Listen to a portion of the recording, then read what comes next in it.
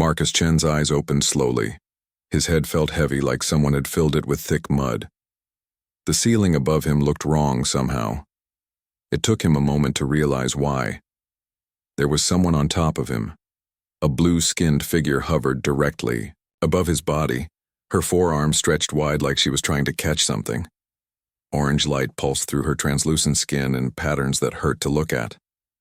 Marcus blinked hard, trying to clear his vision. "Zara," he said, his voice coming out as a croak. The figure above him was definitely Zara 9, his new housekeeper. She was from the Vexhi species, people who looked like living crystal statues. Her kind was known across the galaxy for being perfect servants.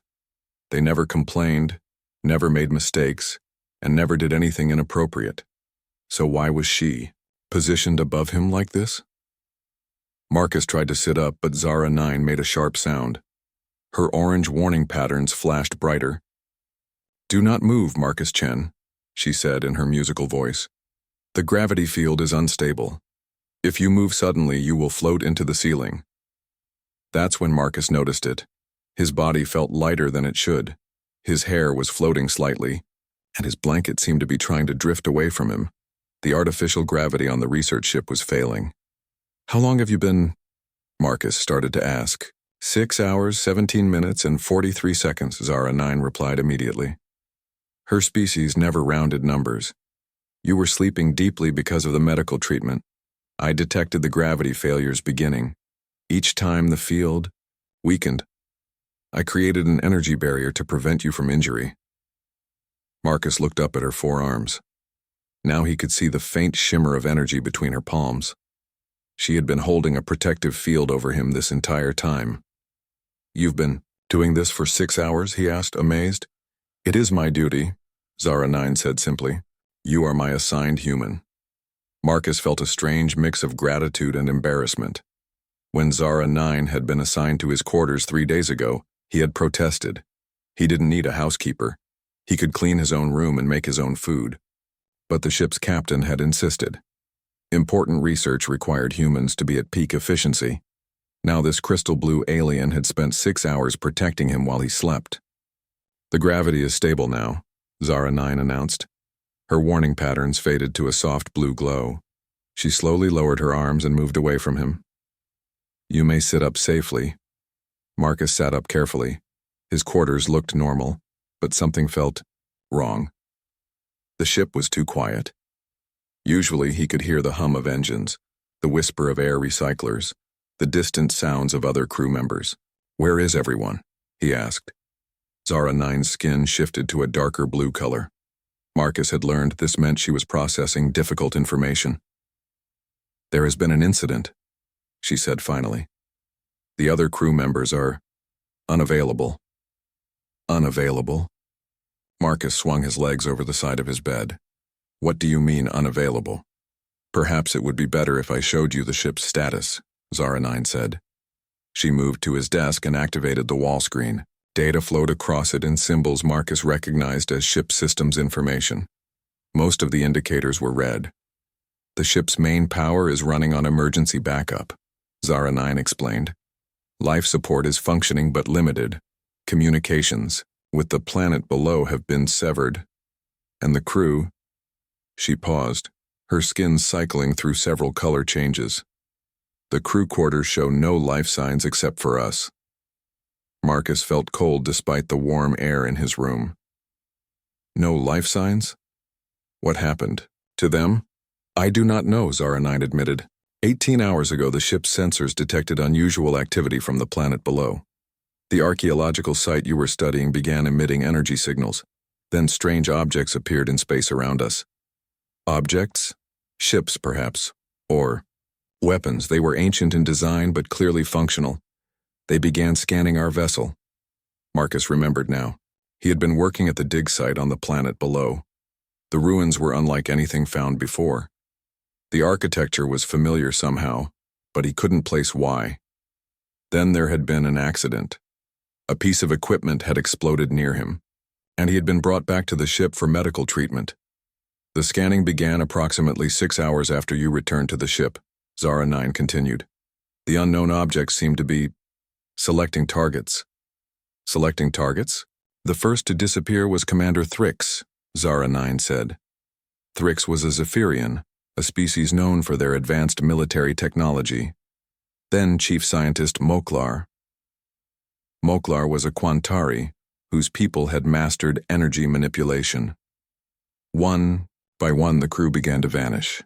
Marcus felt his stomach drop. Vanish how? There was no violence, no struggle. They simply ceased to be in their locations. Their rooms show signs of some kind of energy transference, but no bodies. And you stayed with me? Yes. When the disappearances began, I calculated that you might be in danger. Your medical sedation made you vulnerable. I remained to monitor your safety. Marcus stood up slowly, testing his balance. The gravity seemed stable now, but he could feel tiny fluctuations. Why do you think I wasn't taken like the others? Zara 9's skin showed the pattern that meant she was uncertain. I have been analyzing this question. The targeting seemed to follow a pattern. The most technologically advanced crew members disappeared first, those with the highest energy signatures. Those whose species were known for combat or scientific achievement. And humans aren't known for any of those things, Marcus said with a bitter laugh. Your species is classified as level 3 on the Galactic Development Scale, Zara 9 said carefully. Most council species are level 7 or higher, level 3. Barely above primitive. Marcus had always known humans were considered backward by galactic standards. They had only achieved faster-than-light travel 50 years ago, and only with help from other species. Humans were tolerated in the galactic community, sometimes even liked, but never respected as equals. So whatever took the others doesn't consider humans a threat, Marcus said. That appears to be correct. Marcus walked to the small window in his quarters and looked out at space. In the distance he could see the planet where he had been working. It looked peaceful from here, just a blue-green world with white clouds. But somewhere on its surface were ruins that had somehow called ancient guardians back to life. Zara, he said, why did you really stay with me? Her skin shifted to a new color pattern he had never seen before. It was almost purple, with silver streaks. I told you it is my duty. No, Marcus said, turning to face her. You could have hidden somewhere safe on the ship. You could have tried to escape. Instead, you spent 6 hours holding a barrier over me. That's not duty. That's something else. Zara 9 was quiet for a long moment. When she spoke, her voice was softer than usual. My species serves others, yes. But we also observe. We study. We learn. I have been watching humans since I was assigned to the ship. Your species is different. Different how? You solve problems in ways that should not work, but do. You adapt to situations that would paralyze other species. You form bonds across species lines that our social scientists say are impossible. She paused. And you do not give up even when logic says you should. Marcus felt something stir in his chest. Not fear this time, but determination. Those ancient guardians made a mistake, he said. They took all the advanced crew members and left the primitive human behind. Yes, Zara 9 said. I believe they did. Then let's show them what a mistake that was. 24 hours earlier, Marcus had been standing in the ruins on the planet below, completely unaware that he was about to trigger something that would change everything. The dig site was beautiful in a haunting way. Massive stone structures rose from the jungle floor, covered in vines and moss but still clearly artificial. The architecture was unlike anything in the galactic databases. Curved walls flowed into each other like frozen water. Symbols covered every surface, but they followed no known pattern. Marcus had been working alone that day, carefully scanning a wall of symbols with his equipment. The rest of the archaeological team was back at base camp, analyzing previous finds. As the only human on the team, Marcus often found himself given the simple jobs: basic scanning, measurement recording, site photography. His scanner beeped as it detected something unusual. The symbols weren't just carved into the stone.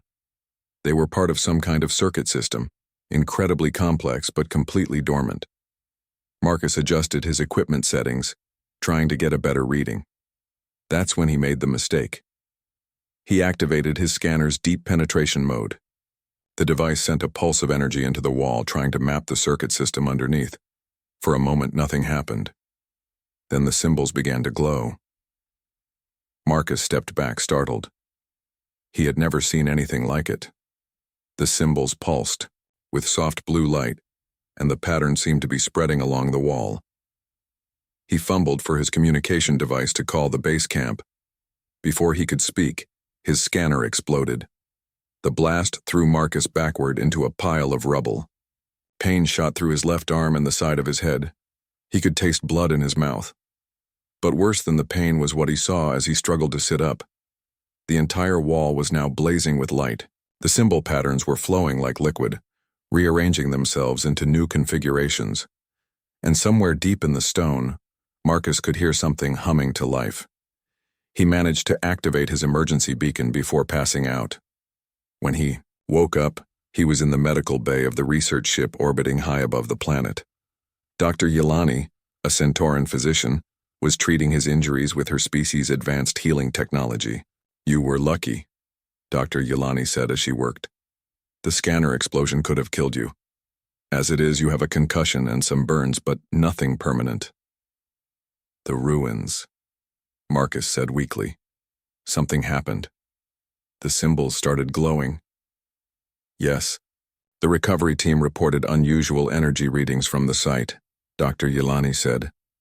"Captain Vorthak has declared the area off-limits until we can determine what you activated."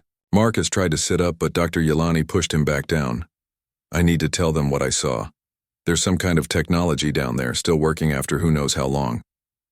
"You can make your report after you've rested," Dr. Yelani said, firmly. "I'm giving you a sedative to help you sleep. Your brain needs time to heal from the concussion." Marcus wanted to protest, but the sedative was already taking effect. As he drifted off to sleep, he could see through the medical bay window that the planet below looked different somehow. There were new lights visible on the dark side, arranged in patterns that definitely weren't natural. He slept for 16 hours. During that time, while Marcus lay unconscious in the medical bay, the ship's sensors detected the first signs of trouble. Energy signatures were appearing all around the planet. At first, the crew thought they were seeing some kind of natural phenomenon triggered by Marcus's accident. Commander Thrix, the ship's military officer, was the first to realize they were looking at spacecraft. "These aren't natural formations," Thrix announced on the bridge. "We're looking at vessels of unknown design." Captain Vorthak, a massive Urgathi with centuries of Space Command experience, studied the sensor readings. "How many?" 17 confirmed contacts, possibly more, Thrix replied. "They're emerging from what appears to be concealed installations on the planet's surface."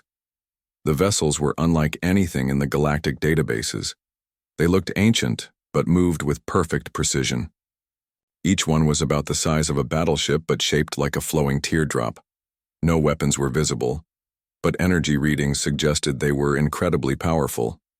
Chief Scientist Moklar, a Quantari, whose people understood energy better than any other species, ran detailed scans on the approaching vessels. "Captain, these ships are not just ancient. They are impossibly ancient. The energy signatures suggest technology that predates the oldest known civilizations by millions of years." "Are they hostile?" Captain Vorthak asked. "Unknown. They are maintaining distance but appear to be scanning us." For 6 hours, the ancient vessels simply observed the research ship. The crew monitored them nervously, but no aggressive actions were taken. Captain Vorthak decided not to flee, reasoning that running might provoke an attack. Then the scanning intensified. Dr. Yelani was the first to notice something wrong. She was checking on her patients in the medical bay when her instruments detected an unusual energy field passing through the ship. It felt almost like someone was taking detailed photographs, but with technology far beyond anything she knew. "Captain," she called over the communication system. "Something is scanning the crew. I'm reading energy patterns focused on individual life signs." Captain Vorthak felt the scan pass over him on the bridge. It was not unpleasant, but it was thorough. He had the distinct impression that every cell in his body was being analyzed. All crew, report status, he ordered. One by one, his officers confirmed they had felt the scanning energy. The ancient vessels were taking a detailed inventory of everyone aboard the ship. Commander Thrix was studying the patterns of the scans when he noticed something troubling. "Captain, the scanning isn't random. It appears to be categorizing us." "Categorizing how?" "The energy levels focused on each crew member vary. My readings are the highest, followed by Chief Moklar. The pattern seems to correlate with our species' technological advancement and military capability." Chief Scientist Moklar looked up from his instruments with alarm. "Captain, I believe these vessels are assessing threat levels." That's when Commander Thrix vanished. One moment he was standing at his station, studying sensor readings. The next moment there was only empty space where he had been. No flash of light, no sound, no warning. He simply ceased to be there. The bridge erupted in chaos. Captain Vorthak ordered all crew to battle stations, but there was nothing to fight. The ancient vessels maintained their distance, continuing their methodical scanning. 15 minutes later, Chief Moklar disappeared from the science lab. Then Dr. Yelani vanished from the medical bay. One by one, the most advanced and capable crew members were taken. Each disappearance followed the same pattern: a brief intensification of the scanning, energy, then nothing. Captain Vorthak was one of the last to go. As the energy focused on him, he managed to send one final message to the ship's computer. "Pattern suggests targeting based on threat assessment. Most advanced taken first. Recommend any survivors hide technological capabilities." Then he was gone. In his quarters, Marcus slept through it all, sedated and healing from his injuries. His human technology was too primitive to register as a threat. His species was too backward to warrant immediate attention. Zara 9, hiding in the ship's maintenance areas, watched the disappearances through the security system. Her people were classified as servants, not threats. But she understood what was happening. The ancient guardians had awakened. They were removing all potential threats to their security, and they had made a critical error. They had dismissed the humans as harmless. After Zara 9 finished explaining what had happened to the crew, Marcus sat in stunned silence for several minutes. The ship felt different now that he knew they were alone. Every sound seemed too loud, every shadow too dark. "So it's just us," he said finally. "Yes. All other crew members have been taken by the Guardian vessels." Marcus walked to his desk and pulled up the ship's crew roster on his computer. 43 names filled the screen, representing 12 different species. Some of the most brilliant minds in the galaxy had been aboard this ship. Now they were gone, and only a human and a Vexhai remained. "Why weren't you taken?" Marcus asked. "Your people have advanced technology too." Zara 9's skin shifted to the pale blue color that meant she was being very careful with her words.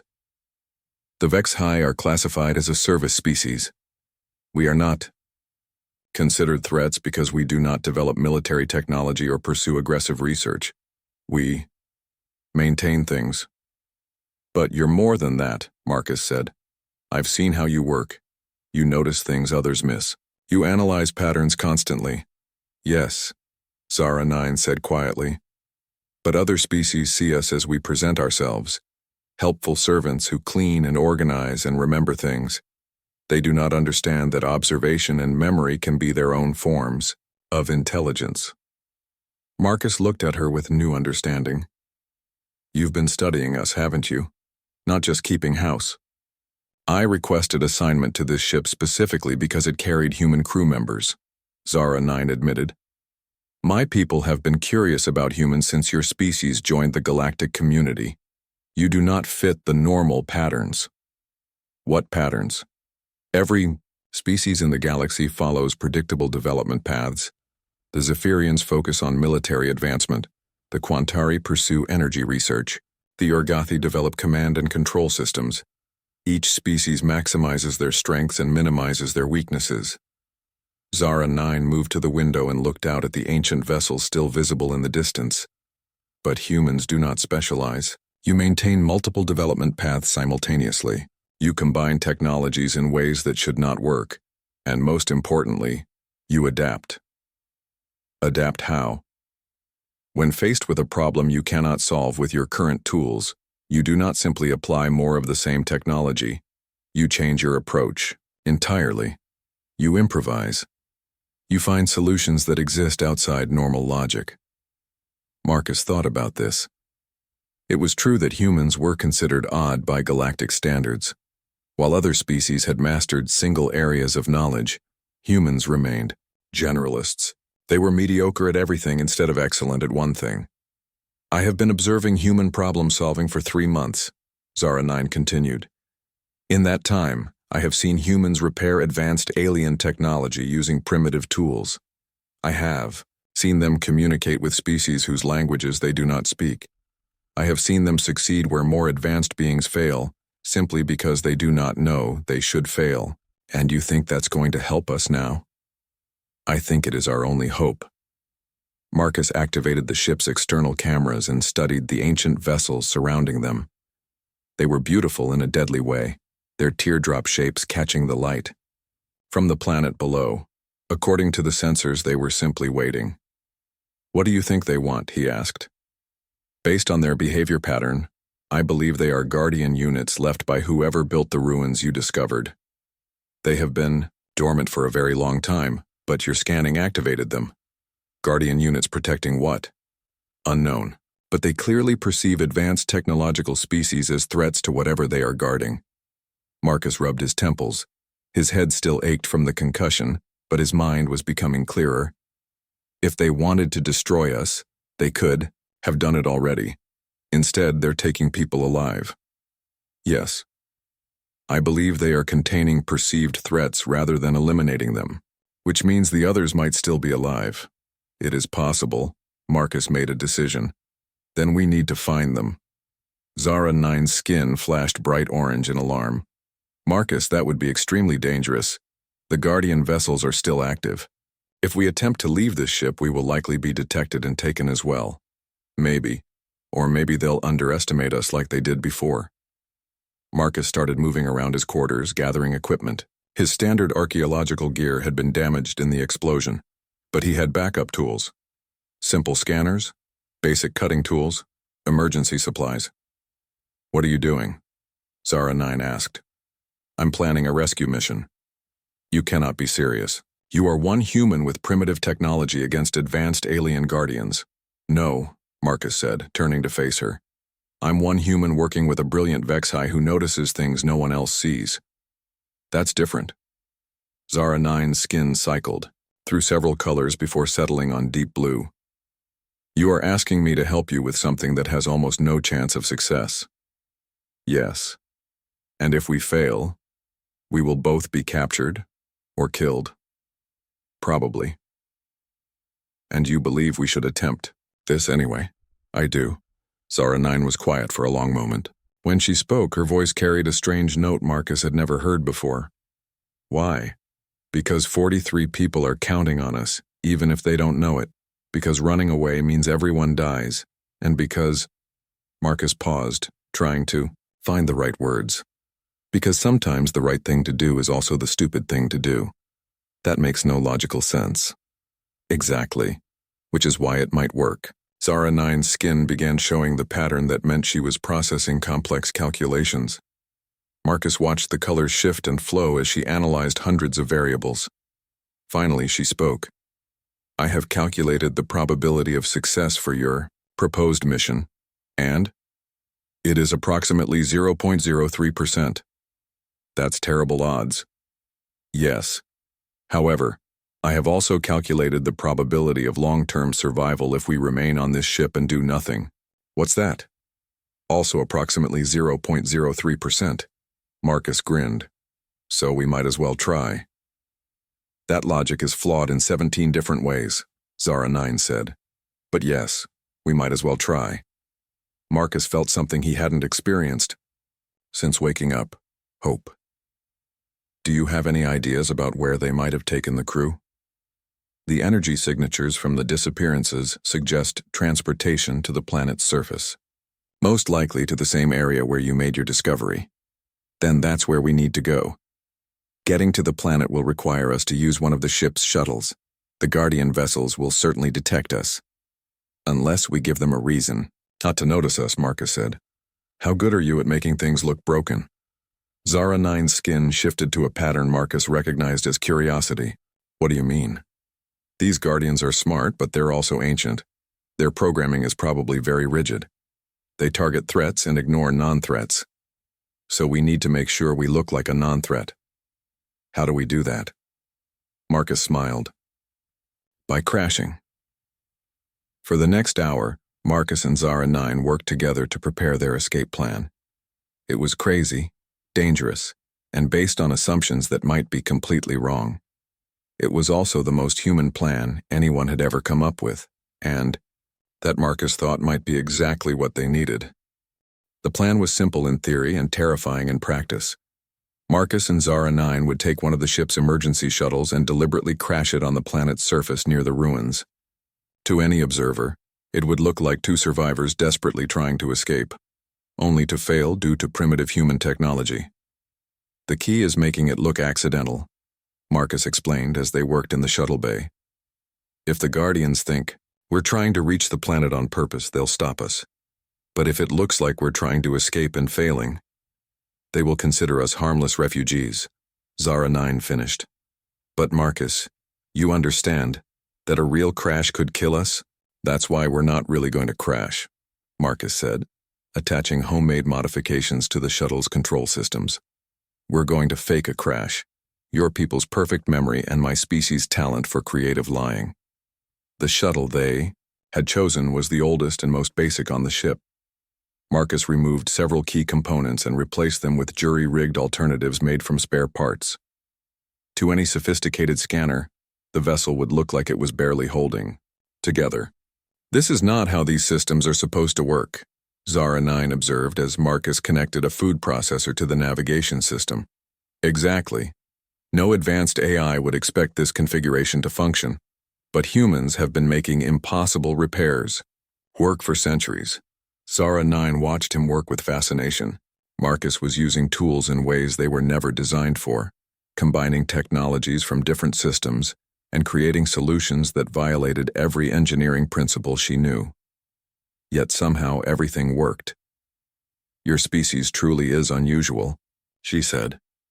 We prefer the term creative, Marcus replied, installing a backup power system made from emergency lights and medical equipment. They launched the shuttle 3 hours after forming their plan. Marcus piloted the vessel using the cobbled-together controls while Zara 9 monitored the Guardian ship's reactions. They have detected us, she reported as they left the main ship. Multiple vessels are changing position to intercept. Perfect. Now we give them a show. Marcus began flying erratically, making the shuttle weave and tumble through space as if the controls were malfunctioning. He sent panicked distress signals in broken English and basic galactic standard, pleading for help and claiming their ship was falling apart. Emergency, emergency, human vessel losing power. Cannot control flight path, please assist.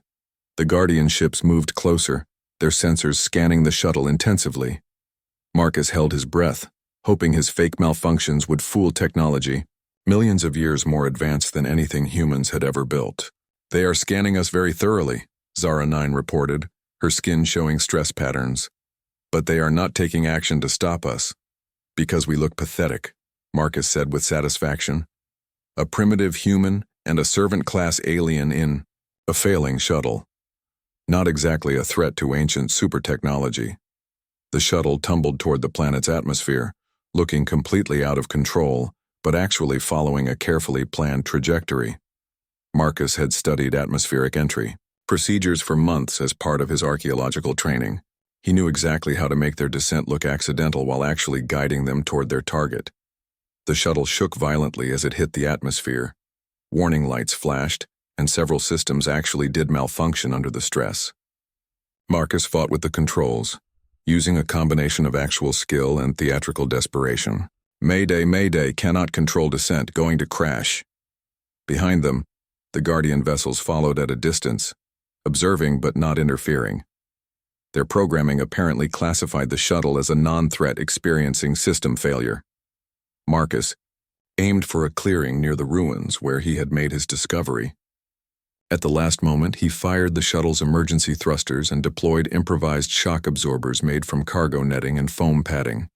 The shuttle hit the ground hard, bounced twice, and slid to a stop against a cluster of ancient stone pillars. Marcus and Zara 9 were thrown around the cabin but survived thanks to their makeshift safety preparations. Status report. Marcus groaned, checking himself for injuries. Alive, Zara 9 replied, her skin showing relief patterns. The shuttle is damaged but not destroyed. Your crash landing technique was adequate. I'll take that as high praise coming from you. They gathered their equipment and cautiously exited the shuttle. The jungle around them was eerily quiet. Marcus could see the Guardian vessels circling high overhead, but they maintained their distance. We're being watched but not stopped, he observed. So far so good.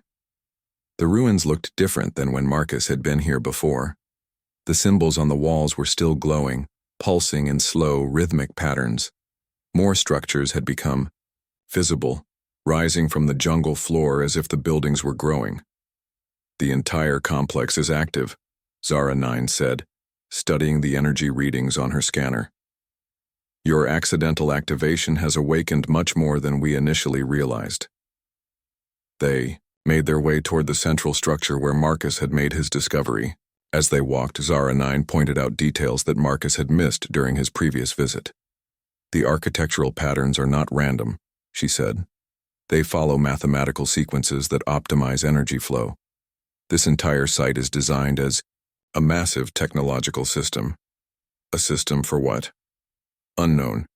But based on the energy patterns, I believe we are looking at some kind of testing facility. They reached the wall where Marcus had triggered the awakening. The symbols were now blazing with light, shifting and changing in complex patterns. Marcus approached carefully, holding his scanner. Can you read any of it? He asked. Zara 9 studied the flowing symbols with her perfect memory. The patterns are beginning to make sense. This is not just decoration, it is a form of communication. What's it saying? I am still analyzing, but I believe we are looking at instructions. Marcus activated his scanner and began taking detailed readings of the wall. Unlike his previous attempt, he was careful to use only passive sensors, but something unexpected happened. The symbols responded to his presence. As Marcus moved his scanner along the wall, the patterns changed.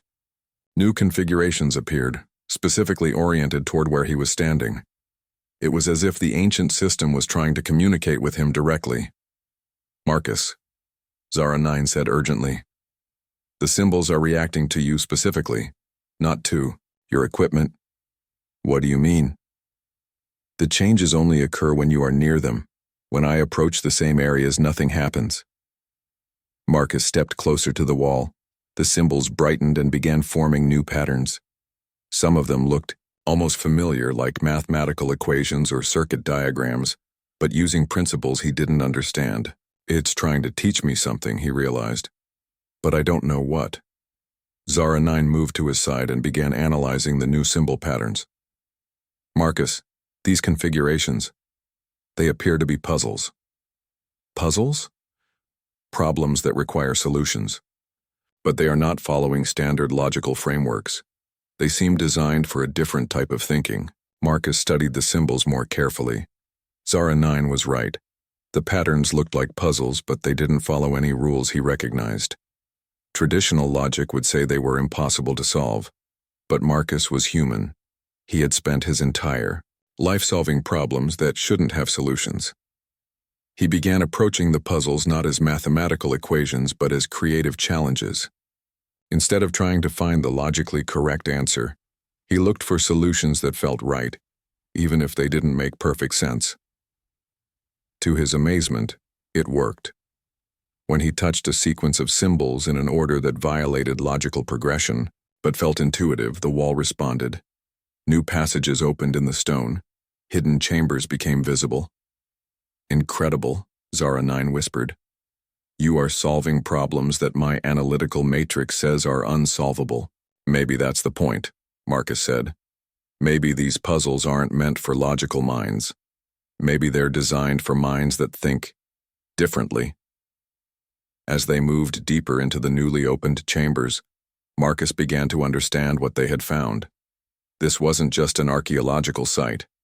It was a testing facility, designed to identify beings with a specific type of intelligence. The kind of intelligence that could solve impossible problems through intuition and creativity, rather than pure logic. The kind of intelligence that belonged to humans. And somewhere in these ancient halls, if Marcus was right, were the answers they needed to rescue their friends and understand why the Guardians had awakened. But first, they had to pass the tests. Deep in the ancient chambers, Marcus and Zara 9 discovered things that changed everything they thought they knew about the galaxy. The tests had led them through a series of increasingly complex challenges. Each puzzle required Marcus to think in ways that defied conventional logic. Where other species would have applied mathematical formulas or technological solutions, Marcus succeeded by trusting his instincts and making connections that shouldn't have existed. Zara 9 documented everything, with her perfect memory, but even she was amazed by what they found. Room after room contained technology beyond anything in the galactic databases. Energy systems that drew power from quantum fluctuations. Transportation devices that folded space without causing temporal distortions. Computers that thought with synthetic consciousness indistinguishable from organic life. This civilization was millions of years ahead of anything currently known, Zara 9 said as they explored a chamber filled with floating crystal displays. Their technology makes even the most advanced council species look primitive. Then why did they disappear? Marcus asked, studying hieroglyphics that seemed to shift meaning as he watched them. Perhaps they did not disappear, Zara 9 replied quietly. Perhaps they evolved beyond the need for physical existence. At the center of the complex, they found a vast chamber dominated by a towering crystal structure. Energy flowed through it, in patterns that hurt to look at directly. As they approached, the crystal began to pulse with rhythms that felt oddly familiar to Marcus. It's responding to you again, Zara 9 observed. Just like the wall symbols. Marcus placed his hand on the crystal surface. The moment his skin made contact, the chamber exploded with light and sound. Images flashed through his mind, visions of the galaxy as it had been millions of years ago, when this civilization had been at its peak. He saw great cities floating in space, planets transformed into gardens, entire star systems reorganized for optimal habitation. He saw a people who had transcended the limitations of biology while retaining the curiosity and creativity that had made them great. And he saw why they had left. They weren't destroyed, Marcus whispered, his hand still on the crystal. They chose to leave. They transcended physical existence and moved on to something beyond what we can understand. But before they left, more images flooded his mind. The great civilization had known their time in this galaxy was ending, but they had also known that someday, another species might develop the same combination of traits that had made them successful.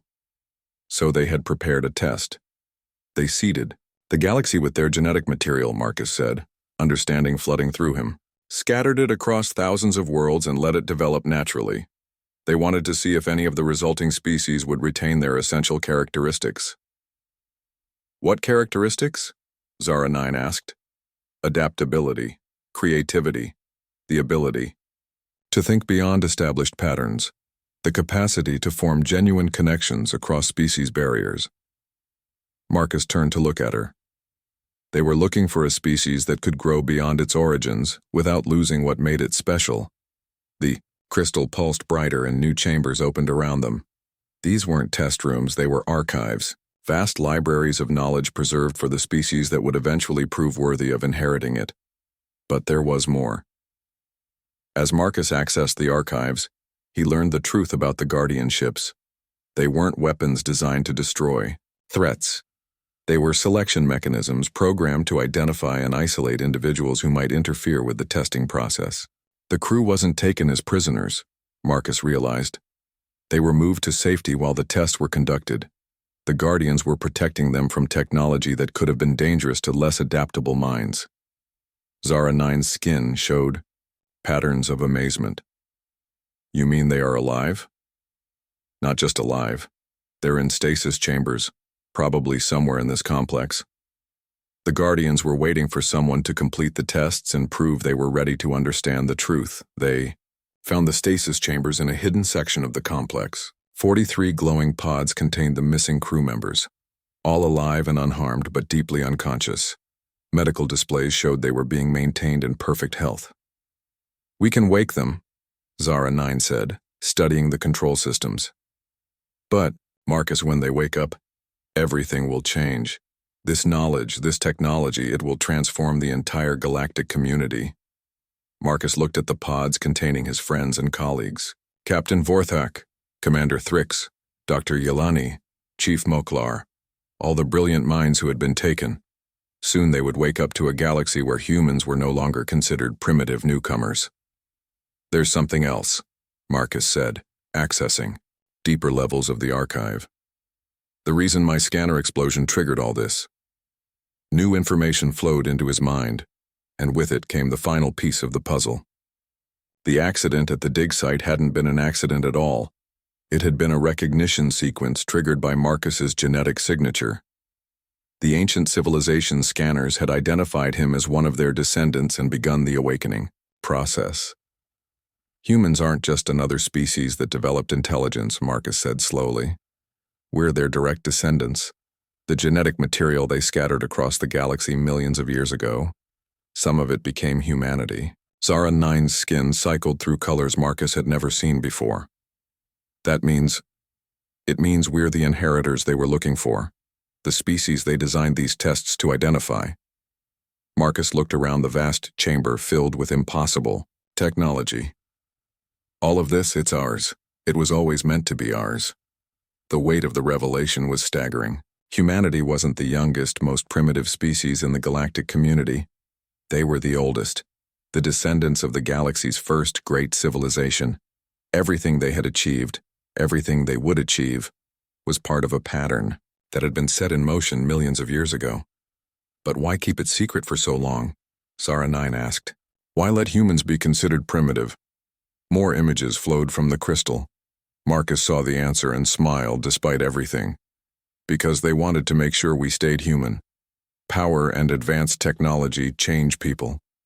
The original civilization had learned that the hard way. So they designed the test to make sure their descendants would only inherit their legacy when they were ready, when they had proven they could handle it without losing their essential humanity." Marcus began the process of waking the crew. One by one, the stasis pods opened and his friends and colleagues began to stir. Dr. Yelani was the first to fully awaken, her medical training helping her recover quickly from the deep sleep. "Marcus?" she said groggily. "What happened? Where are we?" "It's a long story," Marcus said, helping her sit up. "But the short version is that we found exactly what we were looking for." As the rest of the crew awakened, Marcus and Zara 9 explained what they had discovered. The reactions ranged from disbelief to amazement to careful scientific skepticism. But as the evidence mounted, the technology, the genetic records, the archive footage, even the most doubtful crew members had to accept the truth. Captain Vorthak was one of the last to speak. "So what happens now?" he asked. "Do we return to the galactic community and announce that humans are actually the descendants of the galaxy's most advanced civilization?" "No," Marcus said firmly. "We go back and we continue being human. We help our friends, we explore the galaxy. We solve problems in our own unique way. The only difference is that now we know we're not doing it alone." He gestured to the vast chambers around them. "This knowledge, this technology, it will be here when humanity is ready for it. But we don't need to be ready today. We just need to keep being ourselves."